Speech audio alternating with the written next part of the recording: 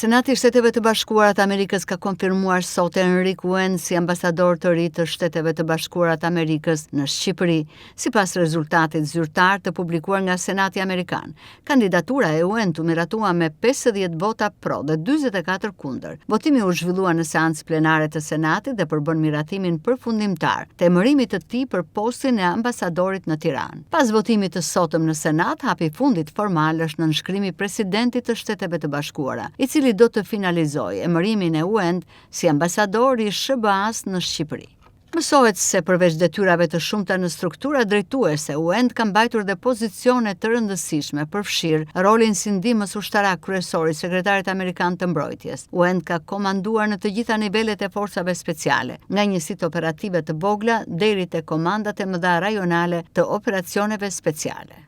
Ai flet gjuhën arabe dhe koreane dhe është vlerësuar me një sër dekoratash ndërkombëtare dhe ushtarake, përfshirë Kryqin e Artë të Nderit të Gjermanisë, vlerësim presidencial nga Filipinet dhe medalje nga Korea e Jugut, përfshirë Kryqin e Artë të Nderit të Gjermanisë për shërbimin në Afganistan. Në nëntor 2017 ai mori detyrën si koordinator i sigurisë i Shteteve të Bashkuara për Izraelin dhe Autoritetin Palestines, duke luajtur një rol kyç në koordinimin e çështjeve të sigurisë në rajon.